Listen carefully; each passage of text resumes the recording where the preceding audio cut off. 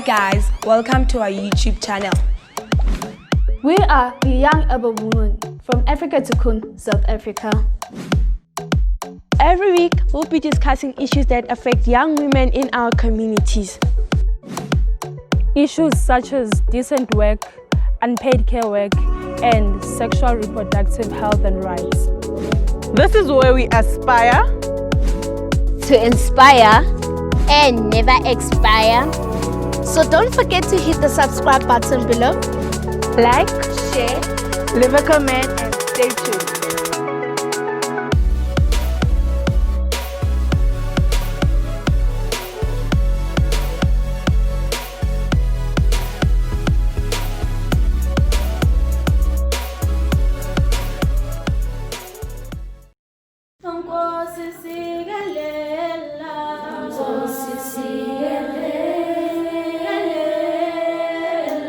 As the President of South Africa, Cyril Ramaphosa, has acknowledged the cries of women all over the country to end gender-based violence by declaring it a national pandemic.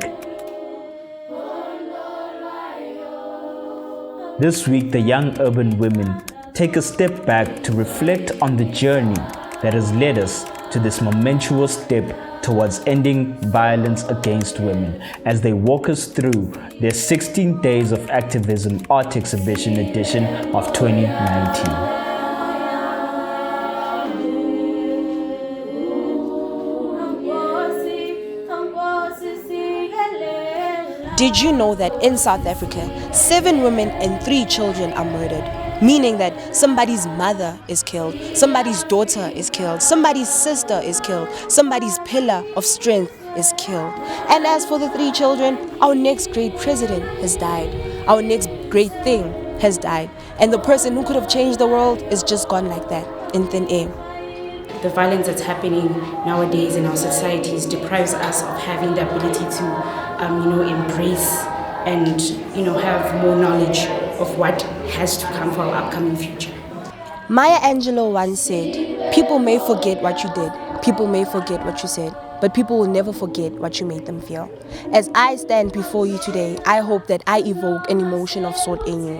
My name is Princess Noko, and I sincerely ask you to give me your attention because I'm about to talk about the 16 Days of Activism. We are being abused due to the fact that we are afraid of being unique and individual from the things that our mothers, our fathers, our grandmothers and aunties have taught us about the past. As an African proverb says, umuthi ugodwa usemanzi, meaning that a child is molded at a young age. And another proverb says, inkunzi isematholeni, saying that our next great leaders are found within us, the youth. What I feel is fear, because what if I am next? My intake on women and child abuse is it angers me, it annoys me because abusing a human being is not right because they have the same feelings, they feel the same thing, so why abuse them or be bossy on them or hurt them? My message to the society in a whole is that we should come together as Ubuntu, like they say, and we should help, decrease the rate of violence, especially gender-based violence, and help increase, the morality in our societies. But I believe that we should practice this every single day because women and children aren't violated for 16 days only. Because I also don't want to be a victim of abuse, and you don't actually get a choice. Where we raise an awareness towards the no violence against women and children. This violence against our women and children has scarred us as a nation, and it continues to scar us as a nation, for it is equivalent to pouring salt on an open wound.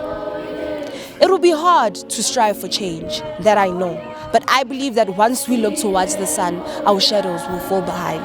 Why can't we do this at all? Why can't we strive for freedom? My name is Mponi Mukundi. I'm a young artist. I'm Wendy and I'm also an artist. My name is Nelly and I work with the Young Urban Women.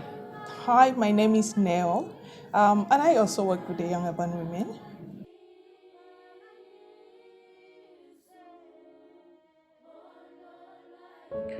So 16 Days of Activism in 2019, the theme was gender-based violence. And we have heard a lot of conversations. People have spoken about it a lot. But what's lacking was that visual aspect of it. And we wanted to channel the creativity of the young people in representing what gender-based violence looks like around them in their communities, in their families, and in their lives. And what we saw from that artwork was exactly that. They brought things that don't necessarily have words, experiences that can only be expressed with a visual. And also, you know that most young people find it difficult to express themselves when it comes to issues of gender-based violence. No one wants to talk about the hitting and the abuse that goes on. But if you give them the platform where they play with color, they play with whatever that they want to use, be it clay, then you can see some of them express themselves better through that. So for us to get to understand how they see their community when it comes to issues of gender-based violence, we get them that platform to use art. And from all our 4 centers or 5 centers, young people participated.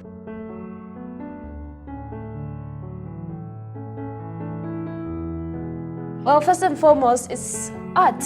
You see, of course, like, what artists in their right mind would just leave an opportunity to express themselves through art. You see, so like when we came to do the artworks, it came out of, well, we want to send a message to other people as artists. Let's go, yeah. Okay, what inspired me actually, 16 Days of Activism actually does affect me as a young woman, So I felt like since I have freedom to my own opinion and the right to talk, so like I felt like I should express myself, express how I feel about the 16 Days of Activism and how it affects not only me, but other young women out there,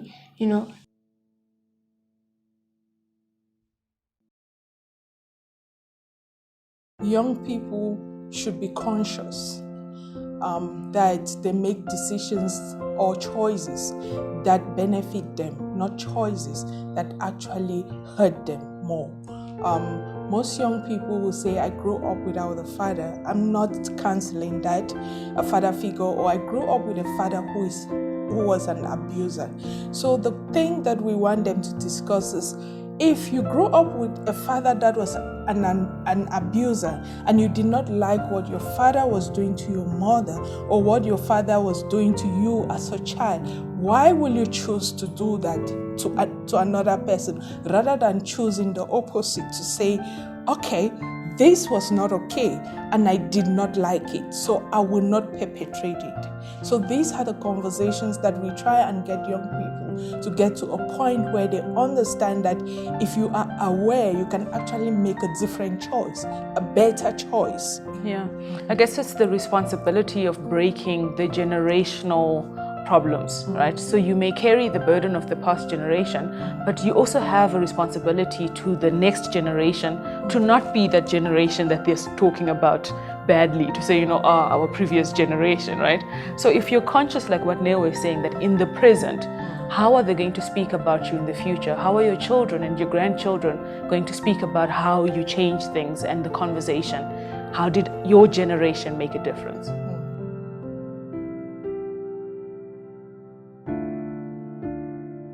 I advocated for like everyone, also the LGBTQI community. I advocated everyone, even like mothers from like rural places, traditionalists, everyone. I accommodated everyone because my artwork was just talking about how women face, how different women are, because it was colorful, like it had a lot of colors. The colors representing that there are different types of women out there. They are like lesbians, traditionalists, pansexualists, from different sides. How surprisingly we actually face the same problem. We might be different, we might be wearing differently, we might be thinking differently, we might be participating in different things, all that we might believe in different things, but at the end we all still face the same problem as young women, as women also. We face same problems, we face discrimination, we face abuse, everything. I concentrated mostly on a group which is wanted to be invisible, a group that is wanted to be destroyed, the LGBTQI. You see, I wanted to send a message that, hey, there are still people after all. They're still facing some challenges.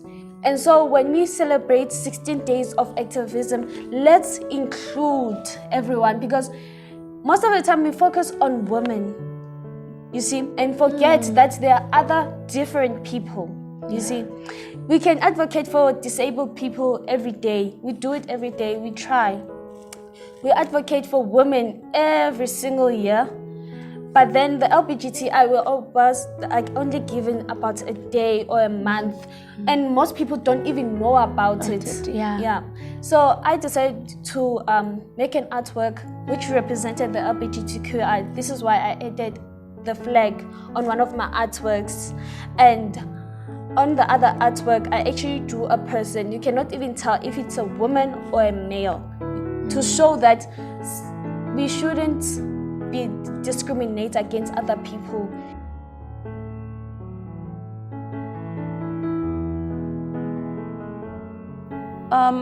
I think from the experience of the exhibition, the most important thing was how it invoked something in you. So even if it's not affecting you directly, right? We have a culture of silence. People are stepping back because you're not seeing it directly. But if we widen the ways in which we're advocating for, issues of gender-based violence, it makes something in you wake up. And so what I say they will take away is that no one is unaffected by this. It may not affect you directly now, but if you look at us as a community, as a society, everybody needs to actually do something about gender-based violence. So the takeaway also should be that 16 days of activism is not a celebration. It's a cry for help. It's a cry for attention, not really attention. It's a cry that we should make society a better place for everyone to live in. So when people hear 16 days of activism, some of them are thinking about the parties that government is going to actually have for them to go and attend. No, there's a message. So listen to the messages that are actually being sent out there during this period.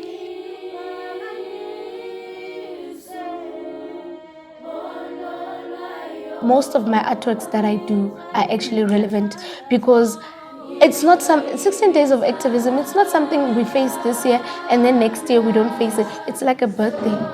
It comes every year, and each and every year we have different cases of gender-based violence, of everything. And also look at spending more time with our children to understand what they are going through, because sometimes they even go to school, they face this violence in school or other places, and they come home but they can't talk to us because we are too busy, we don't understand. Or when they just start a conversation, we've already concluded. We shouldn't wait to respond when children want to talk to us. We should actually listen carefully before responding. Most of the time, we are just waiting to respond. And if a child is like, it's like, what? And you scare the child, and they will not be able to report what they want to report to you. There is a speech which you practice, one which you gave, and one which you wish you gave. But I know that the speech which I gave here today is the one which I wish I gave, because this is exactly what I want it to be. Amandla. Thank you.